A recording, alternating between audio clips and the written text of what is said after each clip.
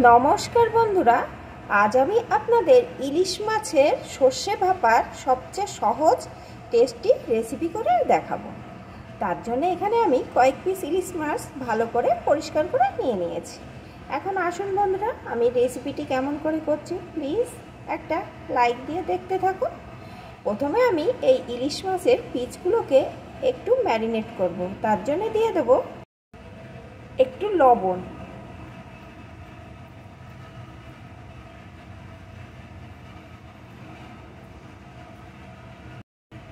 দিয়ে দেব একটু হলুদ গুঁড়ো।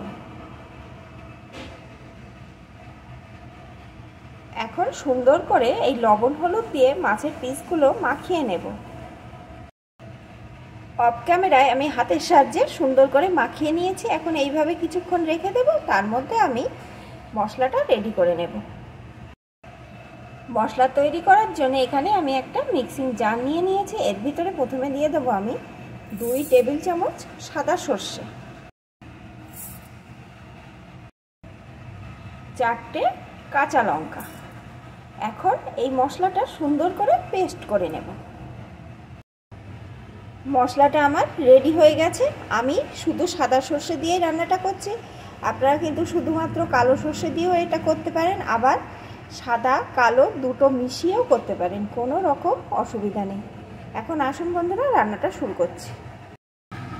রান্নার জন্য এখানে আমি একটা কড়া নিয়ে নিয়েছি। আমি আজ কড়াইতেই ভাপাটা করব, আপনারা চাইলে টিফিন কোটোর ভিতরেও করতে পারেন।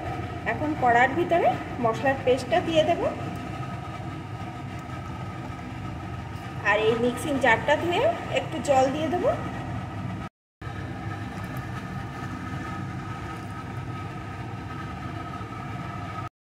দিয়ে দেব একটু লঙ্কা গুঁড়ো,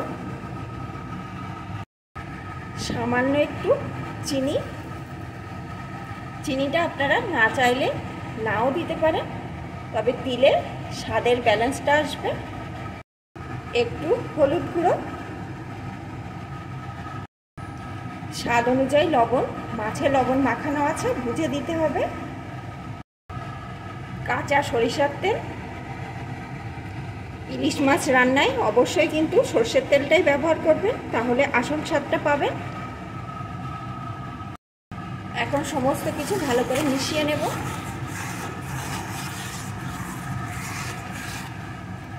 সব কিছু সুন্দরভাবে মিশিয়ে নিয়েছি। এখন ইলিশ মাছের টুকরোগুলোকে একে একে এর ভিতরে দিয়ে দেব।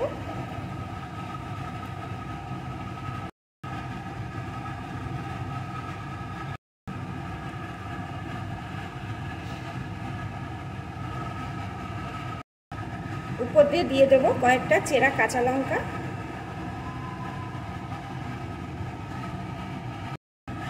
এখন গ্যাসটা জ্বালিয়ে দেব, দিয়ে মিডিয়াম টু লো আছে একটা ঢাকনা দিয়ে ঢেকে দেব।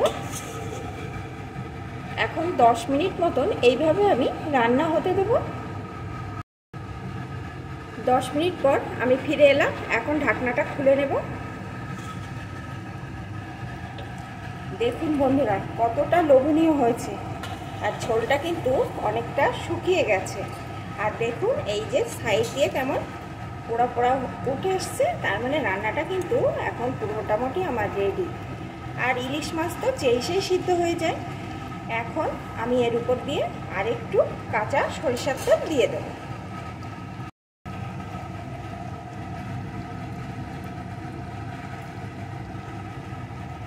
এখন একটু মিশিয়ে নেব।